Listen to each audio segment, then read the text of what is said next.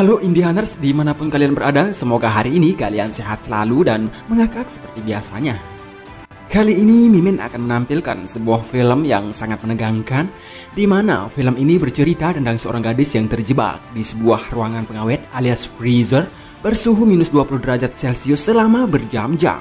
Wow, mengerikan. Lalu, mengapa si gadis itu bisa terjebak di ruangan tersebut?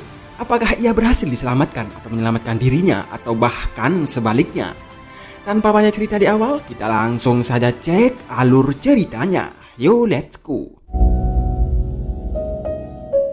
Film bergenre trailer drama ini dibintangi oleh Kerti Pandian sebagai Anbir Kinial Sifam atau Anbu, merupakan sosok gadis yang sangat baik dan ramah. Anbu sudah sejak lama ditinggal wafat oleh sang ibu. Ia tinggal bersama dengan sang ayah, bernama Fak Sifam yang sudah menginjak usia lanjut. Selain menjadi mahasiswi di salah satu sekolah tinggi keperawatan, kesehariannya Anbu bekerja di salah satu restoran ayam geprek terlaris di sebuah mall. Anbu memiliki seorang kekasih bernama Charles, merupakan pria yang baru saja menyelesaikan studi S1-nya. Halo.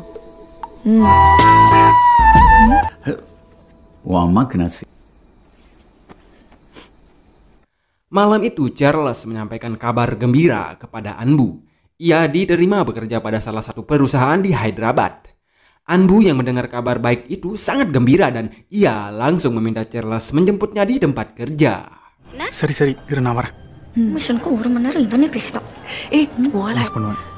நான் கூட தாண்டா உன்னை மிஸ். ஒரு நல்ல கோல்டான லொகேஷனா பார்த்து வச்சேன்னு வையேன். Sampai di pertengahan jalan, mereka terkena operasi razia gabungan. Polisi yang bertugas di sana pun menilang mereka karena kedapatan tidak memakai helm dan tidak membawa surat-surat kelengkapan motornya. Safety kan helmet use பண்ண சொல்றோம். Subinspektur yang curiga dengan lagak Charles langsung menghampirinya, kemudian mencium nafasnya tercampur aroma vodka. Charles langsung diinterogasi. Vodka? Dengan wajah panik, Charles membantah tuduhan subinspektur tersebut. Tak percaya dengan ucapan Charles, polisi itu kemudian mengambil alat Draeger alkotesnya untuk mengecek nafas Charles. Dan hasilnya, ia positif mengonsumsi minuman keras. Saat itu juga, mereka langsung diangkut ke kantor polisi. Sampai di sana, Anbu dimintai nomor handphone ayahnya oleh polisi. Tak berselang lama, sang ayah pun datang. Terlihat jelas dari raut mukanya, sang ayah sangat marah. Subinspektur kemudian menjelaskan bahwa anaknya telah dibawa keluyuran oleh seorang pria dalam keadaan mabuk. Polisi itu pun menyuruh ayah Anbu melihat pria tersebut. Mungkin saja ia mengenalinya. Namun ayah Anbu sengaja tak mengenalinya. Ya mungkin karena kecewa guys. Setelah diperingati oleh subinspektur, mereka kemudian disuruh pulang.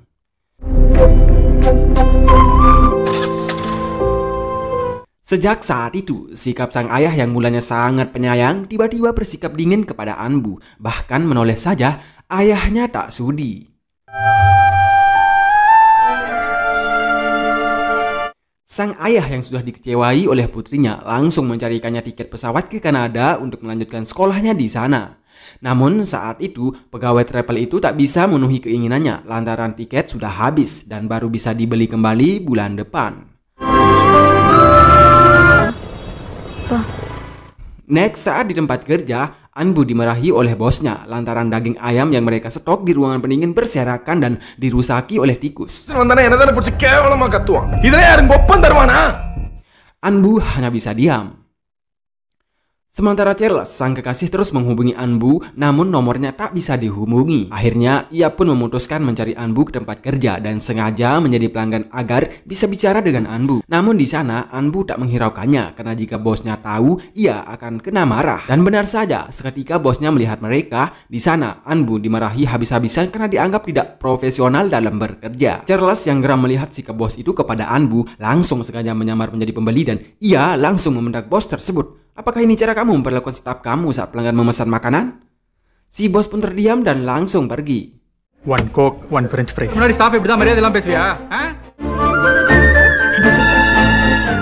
Seusai Anbu bekerja, di ruang lobi ia kemudian mencoba menelpon sang ayah untuk dijemput. Namun sang ayah yang sudah dikecewai tak sudi mengangkat telepon dari putrinya. Menjelang keberangkatannya ke Hyderabad, Charles terus menghubungi Anbu namun tak pernah diangkat. Okay కా నా కెలమరా. Merasakan sikap sang ayah berubah 180 derajat, Anbu kemudian mencurahkan isi hatinya kepada rekan kerjanya. Lewat telepon, Anbu mengungkapkan kesedihan hatinya dengan masalah yang ia tak sengaja perbuat waktu lalu. Anbu tak tahu lagi cara menghadapi sikap sang ayah. Bahkan saat itu, ia berniat tidak akan pulang ke rumah, melainkan menginap di restorannya. Rekannya yang bernama Bu Prakas pun memarahinya dan ia langsung disuruh pulang. Namun ketika ia ingin absen untuk pulang, dua rekan kerjanya meminta tolong untuk mengantarkan paketan daging terakhir ke dalam freezer. Anbu yang baik hati dan gemar menolong pun mengambil paketan tersebut kemudian diantarkan ke dalam ruangan pengawet. No. Series lang baga madara. Serial. Sang bos yang sedang asik teleponan tak menyadari ada orang yang masih bekerja. Mengira semua stafnya sudah pulang, sang bos langsung menutup freezernya dan Anbu terkunci di dalam, guys.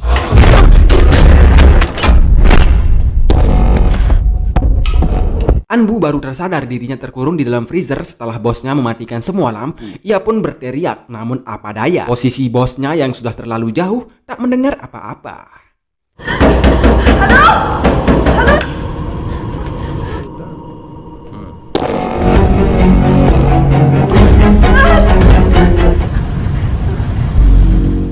Sementara sang ayah tampak gelisah karena sudah jam 12, sang putri tak juga pulang-pulang. Di dalam freezer, Anbu terus berusaha mendobrak pintunya namun tak berhasil, guys. Di lain adegan, saat Charles berada di terminal, ia terlihat gelisah. Ia terus menghubungi Anbu namun teleponnya tak pernah diangkat. Bu Prakas kemudian dihubungi oleh ayah Anbu untuk menanyakan keberadaan putrinya yang tidak pulang-pulang. Bu Prakas kemudian mencoba menelpon rekan-rekan kerjanya namun mereka juga tak tahu keberadaan Anbu. Dengan terpaksa ia mencoba menghubungi bosnya namun si bos juga tidak tahu menahu keberadaan Anbu. Bu Prakas kemudian kembali menghubungi Pak Sipam dan menceritakan kata bosnya bahwa Anbu sudah meninggalkan restoran. Sementara Anbu yang terjebak di dalam ruangan pengawet semakin panik. Sang ayah yang terlihat panik terus menghubungi nomor putrinya namun percuma karena handphone milik Anbu berada di luar. Tubuh Anbu mulai menggigil keras. Ia kemudian menemukan sebuah tiket bioskop di kantongnya. Di tiket tersebut ia melihat jam pulang para penonton sebentar lagi. Ia berharap melalui kesempatan ini ketika para penonton keluar ia bisa didengar.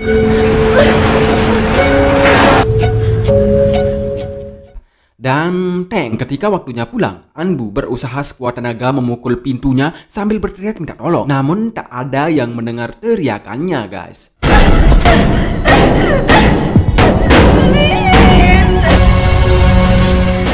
Salah satu anak kecil kemudian mendengar gedaran dari kaca pintu. Namun sang ayah menganggap anaknya berhalusinasi. Inge சத்தம் கேக்குது. இந்த கடையில சத்தம் கேட்காது. Kini di mall tersebut sudah tidak ada orang satupun. Sedangkan Anbu terus semakin menggigil dengan suhu yang semakin berkurang. Bahkan saking dinginnya suhu di dalam ruangan tersebut, hidung Anbu mulai mengeluarkan darah alias mimisan, guys. Untuk mengurangi suhu yang terlalu dingin, ia kemudian mencari alat perlindungan seadanya. Di tasnya ia menemukan sebuah baju kemudian ia lilitkan di tangannya dengan sebuah lakban.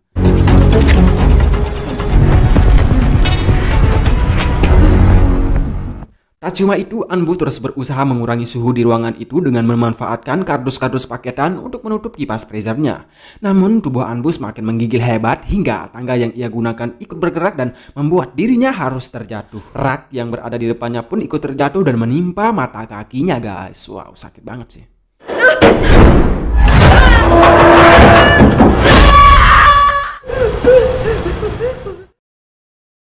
Sang ayah yang merasa sangat cemas kemudian langsung menuju ke kantor polisi untuk melaporkan atas kehilangan putrinya. Namun sampai di sana, subinspektur yang menangkap Anbu dan Charles waktu lalu tak menghiraukan keluhan sang ayah. Malah subinspektur songong ini menyuruh sang ayah mencari putrinya sendiri. Bahkan subinspektur tersebut menganggap putrinya pergi kawin lari untuk bercumbu mesra dengan pacarnya. Mendengar hinaan subinspektur tersebut, sang ayah terlihat menahan emosinya. முதல்ல அவனுக்கு போனை போடுங்க. Sampai di luar, kerabat sang ayah, kita panggil saja Pak Ahmad, menyarankan agar mencari putrinya ke rumah Charles. Namun sang ayah tetap mempercayakan putrinya bahwa ia tak mungkin berbuat seperti itu. Sementara Anbu hanya bisa menangis kesakitan karena kakinya terkilir oleh rak yang menimpanya. Sang ayah akhirnya terpaksa mencari Charles ke rumahnya. Namun sampai di sana, ibunya memberitahu ke mereka bahwa Charles sudah pergi ke Hyderabad untuk bekerja. Sang ayah yang tidak bisa mendapatkan informasi keberadaan sang putri hanya bisa menahan sesak air matanya. Sampai di rumahnya, Bu Prakas, rekan kerja Anbu, datang menemuinya untuk menanyai kabar sang putri. Namun kabar baik tak juga kunjung datang. Saat itu Pak Ahmad kemudian menerima telepon dari Charles dan tiba-tiba Charles sudah berada di depan rumahnya. Pak Sipam selaku ayah Anbu langsung bertanya kepada Charles keberadaan sang putri. Dengan terbata-bata, Charles mengatakan, saya tidak tahu, Pak. Pak Sipam yang tidak bisa menahan emosi langsung menamparnya dan Charles langsung dibawa ke kantor polisi.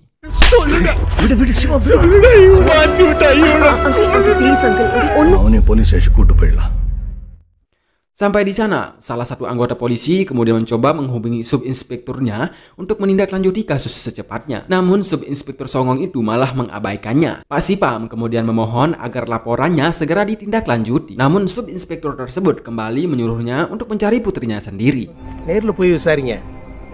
Sementara Anbu terus berjibaku melawan dinginnya suhu yang semakin rendah. Ia terus menempelkan kardus-kardus di kakinya sebagai perlindungan. Saking dinginnya, dinding-dinding di ruangan tersebut sudah mulai membeku. Ditambah lagi dengan perutnya yang mulai kosong, ia semakin tak berdaya. Untung saja saat itu tikus kecil mendorongkannya sebuah biskuit di dekatnya. Anbu kemudian mengambil dan memakannya.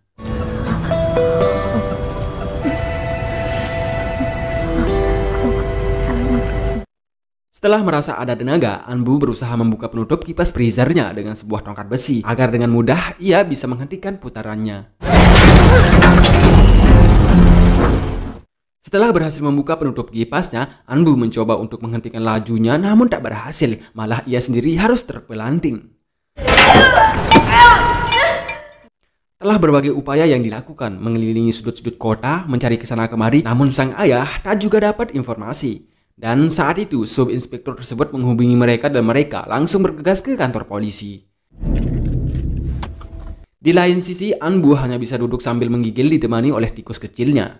Di dalam tasnya, ia kemudian mendapatkan sebuah rokok dan korek punya ayahnya yang ia sita waktu lalu. Dengan cepat, ia kemudian mengambil kertas-kertas yang ada di sana untuk dibakar. Namun bukannya semakin membaik, asap api itu membuat nafasnya sesak dan batuk. Ia pun langsung memadamkan apinya.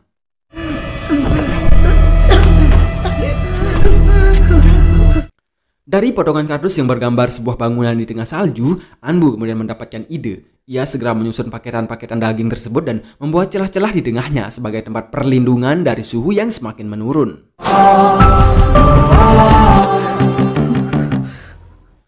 Di kantor polisi, Charles menyarankan agar subinspektur mau menghubungi polisi cyber untuk melacak handphone milik Anbu.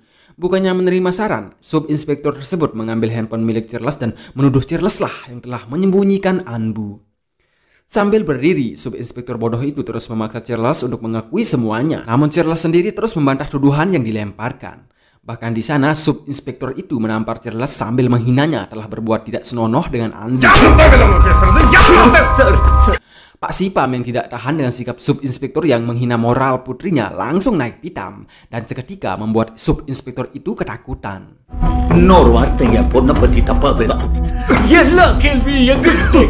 Untung saja saat itu inspekturnya datang dan menghentikan keributan. Pak Sipam pun menceritakan sikap subinspekturnya tidak kooperatif dalam menyelesaikan kasus. Mendengar cerita dari Pak Sipam, inspekturnya sangat marah dan subinspektur tersebut langsung disuruh menghubungi sel cyber untuk melacak keberadaan ponsel Anbu.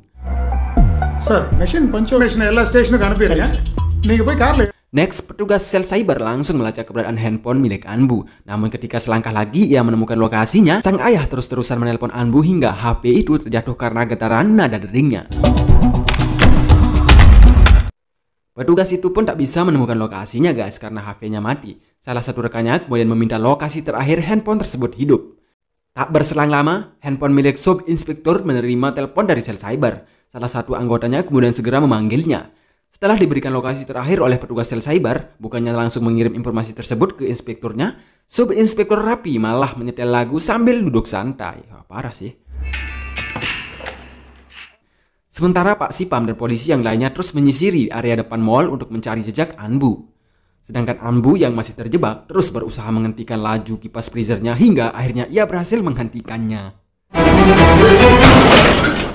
Di lain sisi, Charles langsung bertemu dengan dua rekan kerja Anbu yang minta tolong waktu lalu. Akhirnya, dua pria tersebut memberitahunya. Sebelum Anbu pulang, mereka meminta bantuan kepada Anbu untuk menaruh paketan daging ke dalam freezer. Mendengar cerita dari dua pria itu, Charles langsung menelpon temannya yang berada di depan mall. Namun sayang, baterai handphone harus habis dan ia langsung menuju ke sana. Sementara Anbu yang sudah tampak semakin membiru terus berupaya agar kipas freezernya tidak berputar lagi.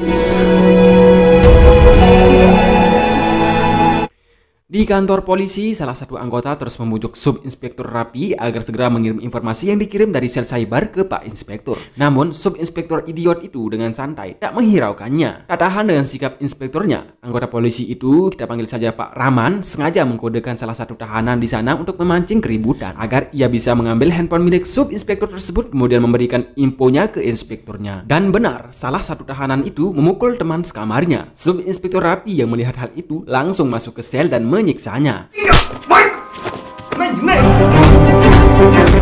Melalui kesempatan ini, Pak Raman kemudian segera mengambil handphonenya dan langsung menelpon inspekturnya. Sementara di depan mall, Pak Sipam semakin cemas karena hampir pagi putrinya tak juga diketahui keberadaannya. Salah satu satpam di sana kemudian bertanya kepadanya, ada apa gerangan? Pak Sipam kemudian menceritakan bahwa putri satu-satunya yang bekerja di sini telah hilang. Si satpam kemudian meminta untuk ditunjukkan fotonya. Ternyata si satpam tersebut mengenalinya dan ia langsung memberitahu Pak Sipam bahwa putrinya itu tak pernah keluar dari mall semenjak ia masuk kerja pagi lalu. Mendengar cerita Pak Satpam, ayah Anbu langsung berlari ke dalam mall mencari sang putri.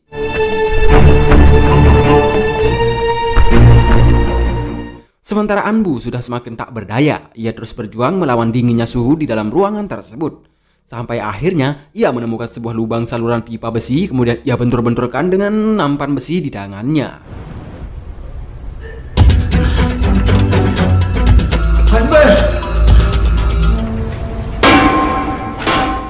Sang ayah yang sudah berkeliling di sudut-sudut mall terlihat sangat kelelahan dan akhirnya sang ayah mendengar suara dentuman berasal dari pintu saluran pipa. Ia kemudian membukanya, namun saat itu suaranya menghilang. Saat ia ingin kembali berlari, Anbu kembali membenturkan nampan tersebut dan menjatuhkannya. Sang ayah yang melihat nampan itu terjatuh langsung memanggil-manggil putrinya.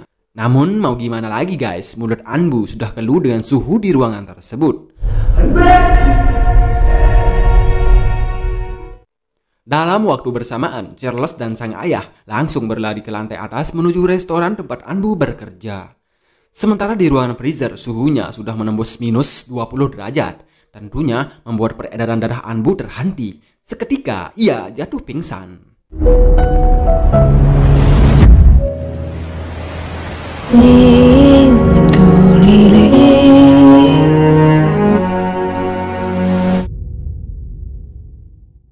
Dan takdir Tuhan siapa yang tahu guys. Akhirnya mereka berhasil menemukan Anbu sudah terbujur kaku di dalam freezer. Dan nyawa Anbu masih bisa diselamatkan. Tamat.